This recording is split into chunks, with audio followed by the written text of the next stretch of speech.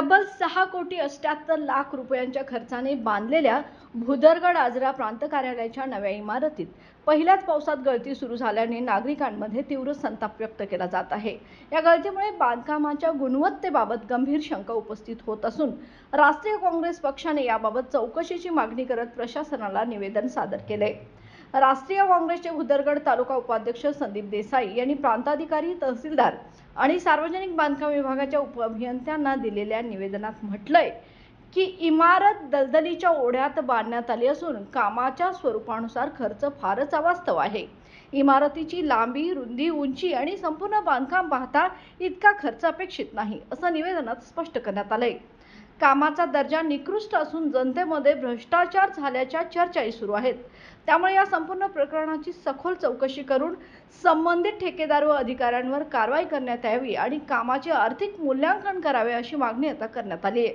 आज आजरा भुदरगड प्रांत कार्यालयाची जी नवीन इमारत आहे, जी 6,76,00,000 रुपये खर्चून या ठिकाणी 2 महिन्यापूर्वीचं उद्घाटन झालं। या इमारतीच्या गळती संदर्भात आणि POP गळतीच्या संदर्भात या ठेकेदाराची चौकशी व्हावी आणि एकूण या कामाचं मूल्यांकन व्हावं म्हणून प्रांताधिकारी साहेब यांना मी आज निवेदन दिलेलं आहे। येत्या 15 दिवसांमध्ये या सगळ्या आम्ही दिलेल्या निवेदनाच्या जी माहिती आहे त्या माहितीच्या आधारे कारवाई झाली नाही तर आम्ही मोठ्या प्रमाणात जन आंदोलन या ठिकाणी उभा करू। धन्यवाद। यासोबतच 15 दिवसात चौकशी सुरू न झाल्यास राष्ट्रीय काँग्रेसच्या वतीने व्यापक जन आंदोलन उभारण्याचा इशाराही देण्यात आला आहे। तारा न्यूजसाठी प्रतिनिधी प्रकाश खतकर।